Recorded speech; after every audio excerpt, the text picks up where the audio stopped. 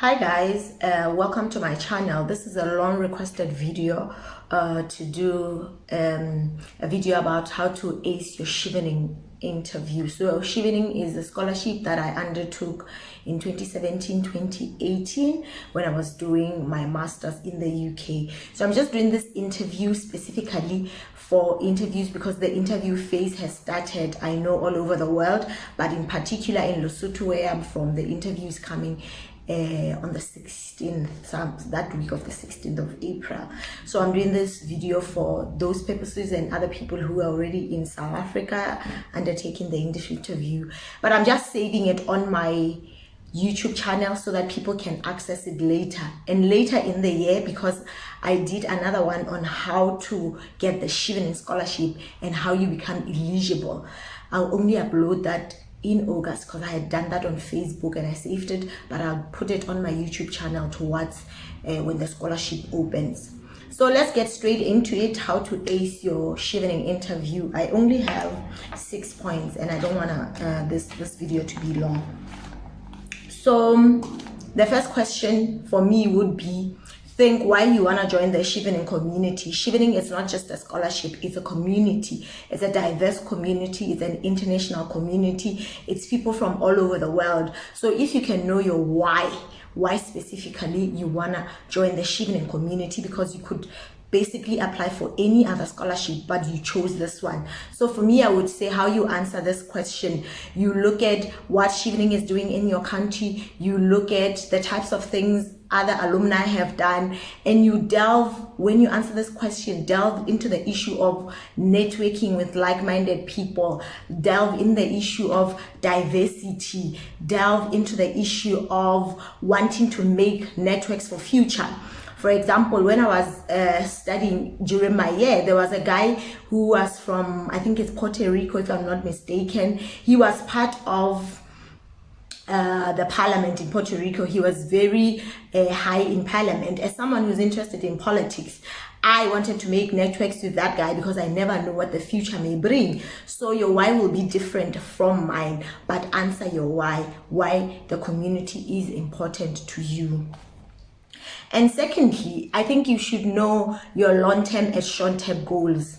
If your short-term goal is to acquire a master's scholarship because you see that in your career path, you've reached a ceiling, there's no more growth without a master's, delve into your short-term goals. Tell them that I want to do a master's in international development because I want to work in international organizations, I want to work with poverty reduction, I want to work with gender issues, I want to go into CSI. I'm making an example with my course, but everyone has a different short-term goal, because other people will say I need a master's degree in my field, otherwise I don't see any growth.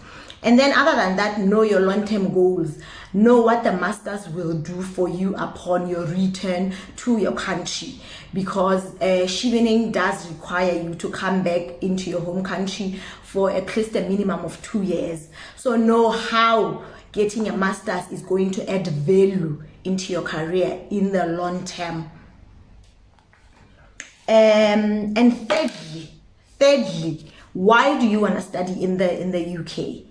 If you were to be asked such a question, I think you should be clear. First of all, we know UK is one of the countries that has one of the best universities in the world. They have a mixture of so many good universities. I think you can never struggle with getting a course. So why specifically the UK and not Australia or the US? So for me, in particular, I wanted to study in the UK because of their culture. I like that when you're in the UK, you can travel to a lot of cities. I traveled so much in the UK, so that was why I wanted to study in the UK, because I wanted to explore other cities, and also because most of their universities are quite good, prestigious, and they appear in the list of like most of the universities appear in the top list of universities in the world. Also for my course, I specifically wanted to study in the UK because it was ranked higher in one of the universities that I had applied for, my course was ranked higher and it was in the UK. So that's why I decided to go to the UK. And lastly, my answer would be a UK master's takes 1 year. It does not take 2 years. I know in the US and Australia, if I'm not mistaken, Germany, it takes 2 years. So I wanted to study a 1 year master's and complete on time. The fourth thing I would say, research a lot about your course and specifically your university. Chevening is going to require you to choose 3 universities, your 3 universities where you want to study. So research a lot about those universities. So I studied international development at the University of Bath. I had applied to the University of Bath. It was my first choice and they accepted me. I had also applied to Big Beck University somewhere in London. That was my second choice. My last university choice was somewhere in Scotland. I don't even remember the name of the university, but I knew for sure why I chose those universities. And I was linking this answer when I was asked in the interview to specifically why I chose those universities for my particular course. I know, for instance, there's someone I know who went to Chevening last year who's from Lesotho, who was doing a course on entrepreneurship.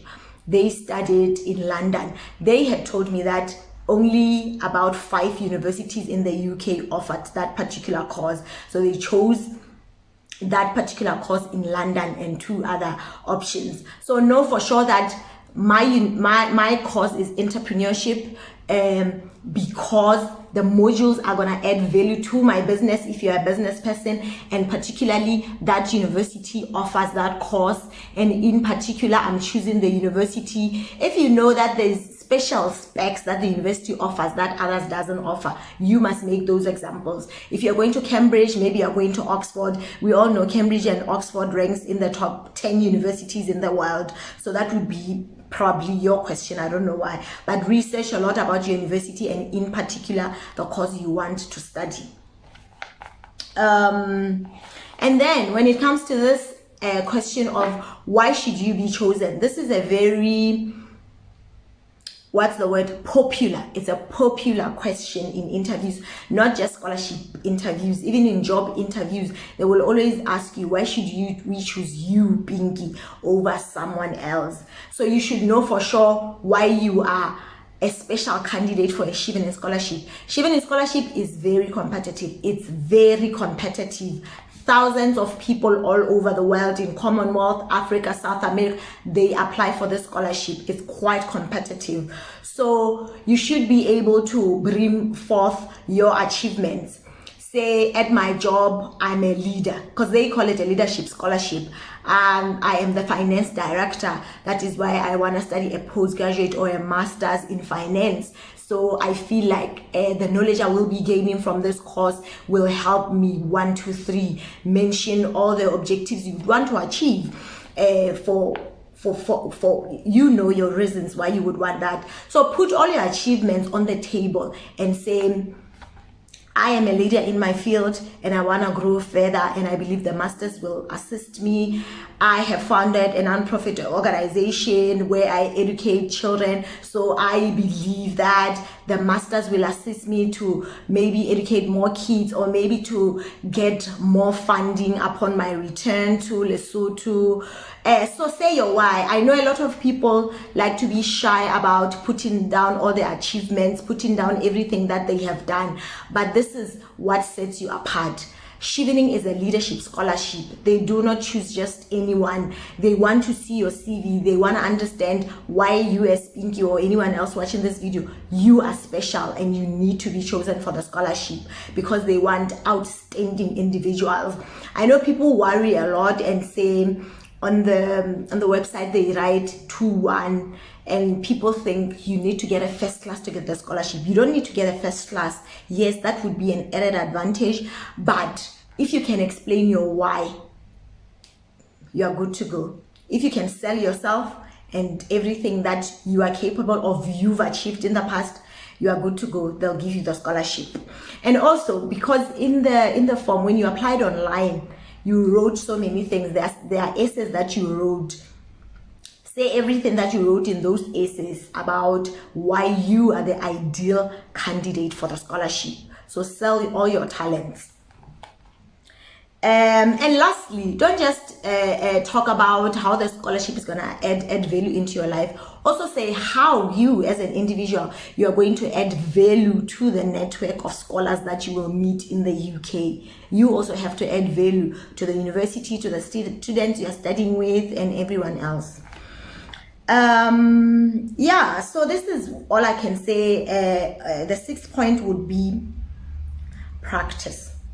I can never emphasize this hard enough. You can never be overly prepared. A lot of people who become nervous in interviews, it's because when one of the panel members asks you a question, you freeze because you don't know the answer to the question, because you had not prepared for such a question. So make sure that you practice and practice and practice and prepare, because if you are prepared, no question is going to take you by surprise.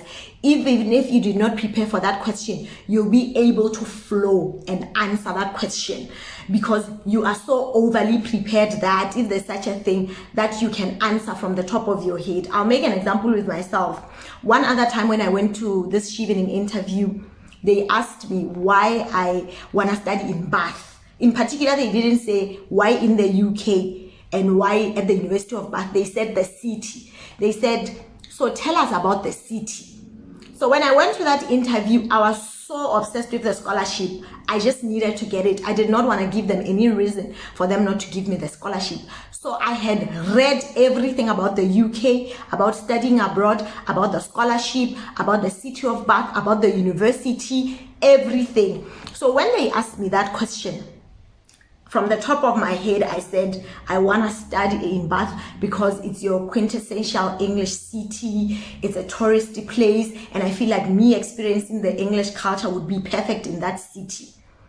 I think one of the panelists was like, my mom is from Bath.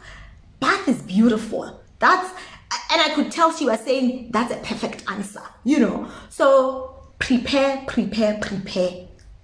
And then you will not be...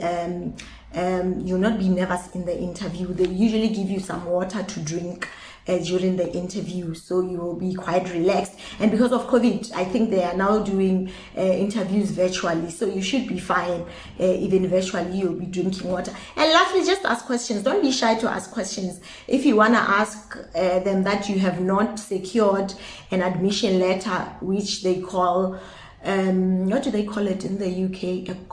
Okay, you get what they call a conditional offer. And then usually the conditions would be write the English test. And then what we call from our side an acceptance letter, they call it unconditional offer.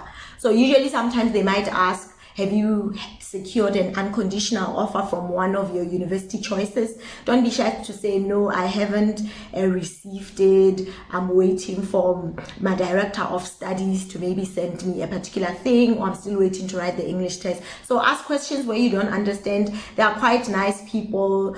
You should be fine, honestly. Otherwise, I wish everyone the best who is here to sit for a Chevening interview. It's an amazing scholarship. It changed my life, and I hope you get it and it does change your life. And I do believe that the scholarship, in particular, the tips that I gave are not only for the Chevening interview, they could also apply to other scholarships. So all the best to people who have applied for the scholarship. And if you applied once or twice and didn't get it, please do not give up. If it's something that you really want, sometimes you don't get it the first time. I know people who've got the scholarship on a 3rd attempt or a 2nd attempt. So all the best to everyone that is going to apply for the scholarship, and just share the video with everyone that you think will benefit from the video.